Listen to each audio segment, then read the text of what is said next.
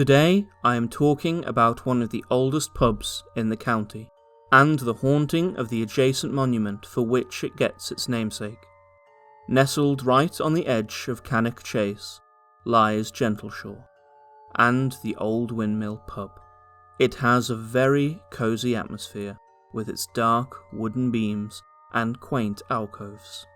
In the lounge area, the walls are lined with stones, some of which are the faded remains and fragments of gravestones that once, long ago, adorned the neighbouring churchyard.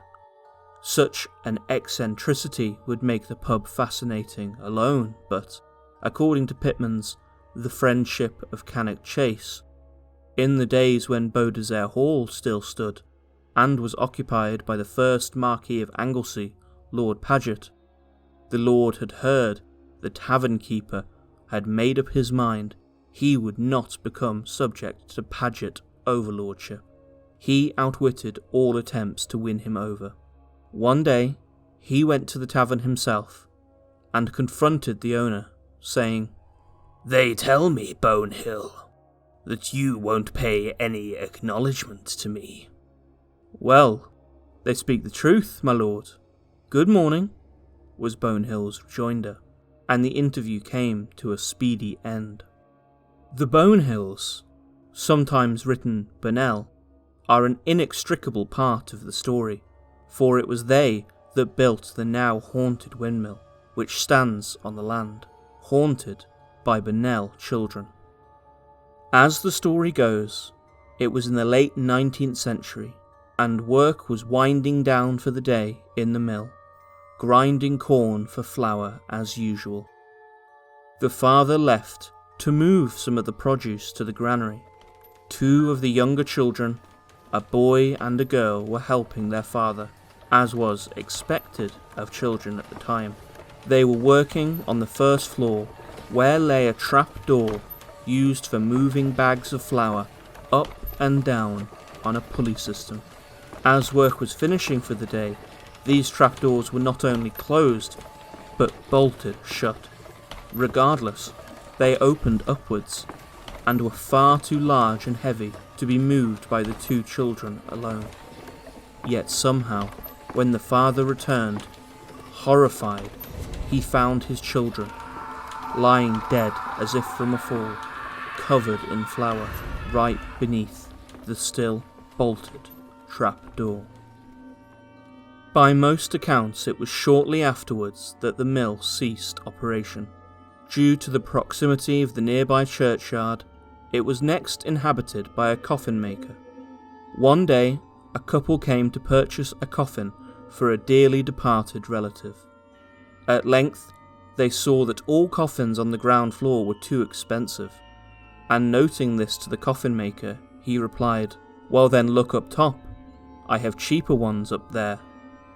Following his finger, they glanced up through an open trap-door, to be greeted back with the staring white face of a small child, after which they promptly made their excuses and left. Paranormal investigators who have visited the site in recent years have recorded chills and orbs inside the tower, and local patrons have reported hearing children's laughter, and after snow, seeing children's footsteps, even when no one has been seen to be playing there.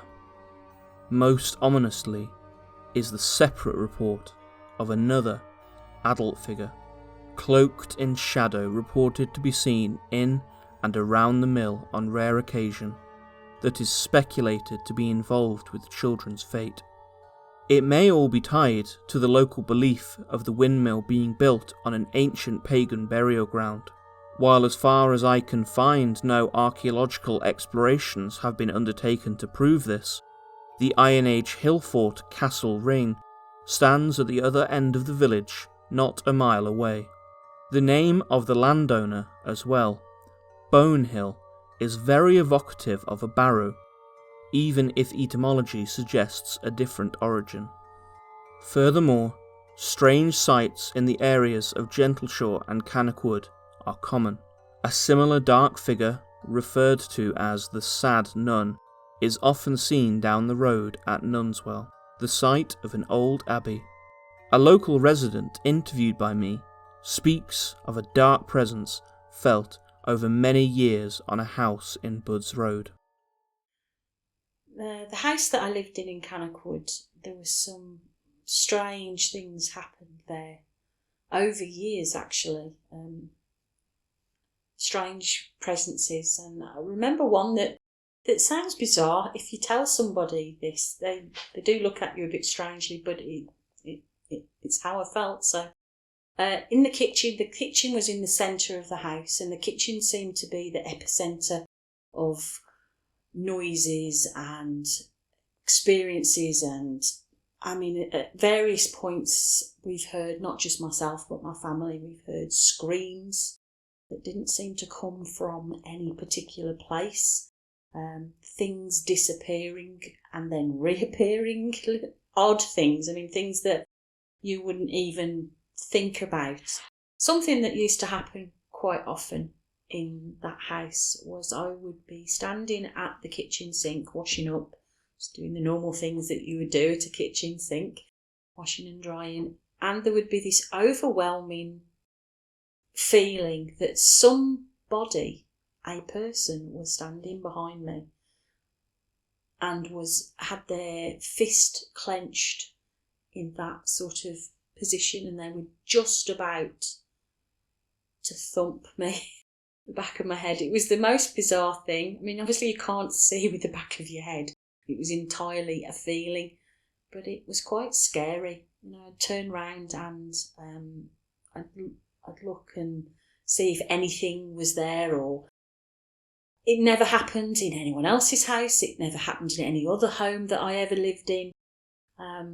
Only in that house in the kitchen.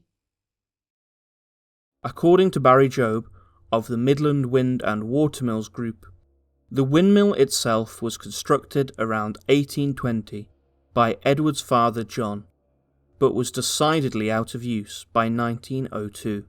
The white paintwork on the side once read, "The Bass Worthington Windmill Inn," though this has long since faded. The windmill is about 18 foot in diameter at the base and 29 feet tall, the bottom 10 feet being grey sandstone blocks and the rest made from locally sourced red brick.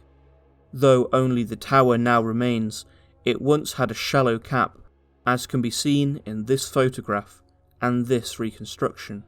It also had 4 common sails and a braced tail pole, which was used to turn the cap to make the sails face the direction of the wind day by day.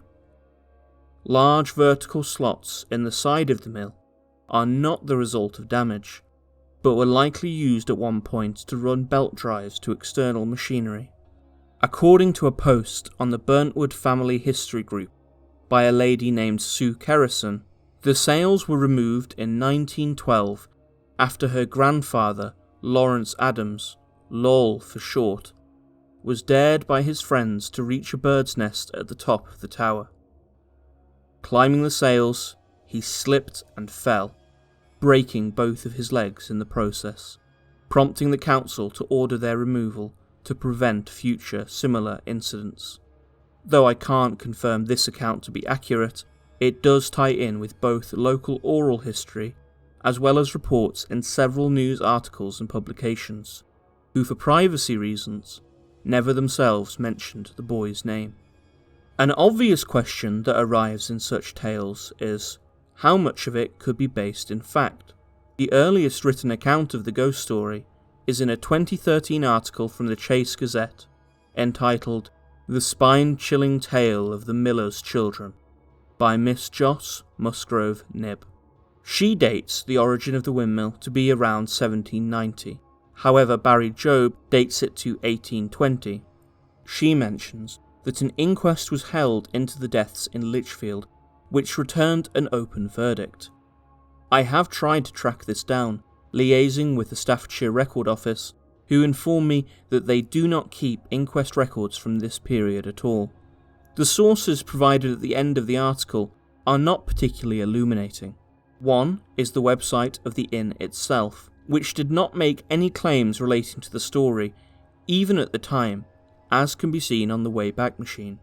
Another is Litchfield Law, an interesting website, but one that does not make the same claims as the article.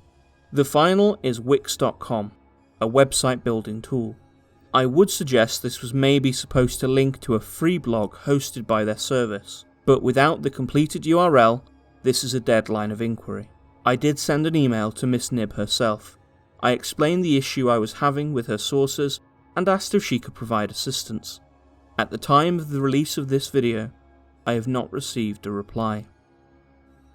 After searching census and parish records, I was also unable to positively confirm the names of the children, or the exact date of the incident.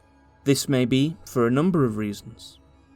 Maybe to do just with the change in parish jurisdiction around the same time.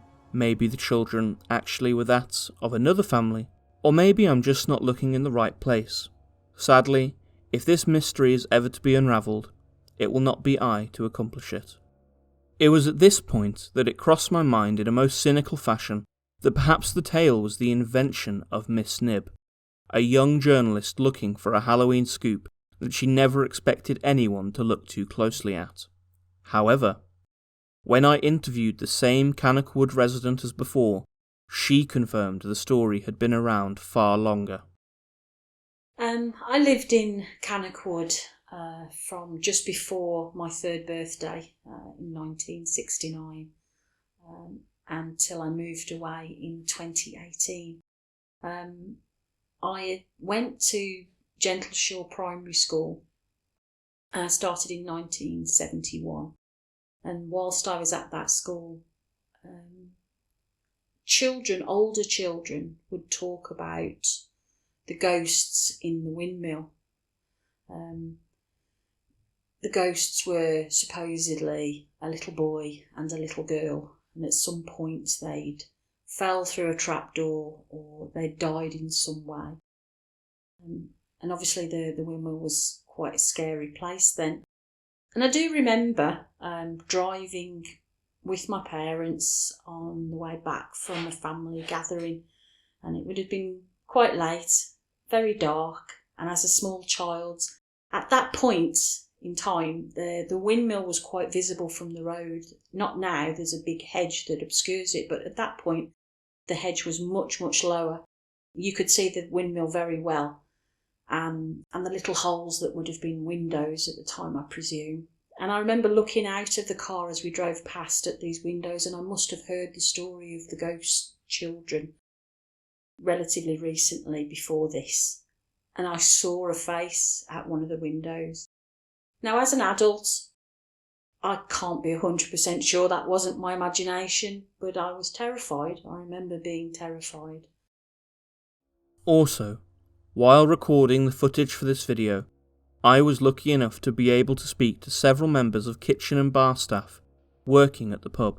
Though I was not able to convince them to appear on camera, I have managed to transcribe a conversation with them. So are you some sort of ghost hunter? No, I'm a folklorist. I tell stories that are of local interest. Sometimes that happens to be ghosts, though. Have you seen anything working here? Not really. Well, there is the thing in the kitchen window, that shape. This is something you've seen personally. I think all the kitchen staff have seen it at some point. You'll be working in there or walking through, and you'll see it for a second out the corner of your eye, and when you turn to look at it, it moves. Yeah. How would you describe it? As a man, or a woman, or... It's just small, like a young person. It's very white. Importantly, I'd not discussed the ghost story with this person previously. In fact, she claimed she had never heard any ghost stories attached to the pub, or the windmill, before I went on to explain what that shape might have been. Though not previously very well recorded, I am in no doubt that this is a real story, regardless of what the children's names were or when they died. More than one right-minded, sceptical person has encountered the unexplained at the old windmill. I'd like to give my thanks to the Burntwood Family History Group for their help in my research, as well as to my interviewee, and all the staff and patrons of the Old Windmill Pub, who were so accommodating to me in the making of this video. Do you know any other stories from Staffordshire I should look into? Do you have any more insight into the mystery I've talked about today? Please let me know in the comments below, and don't forget to like, subscribe, and hit the bell icon for more content like this.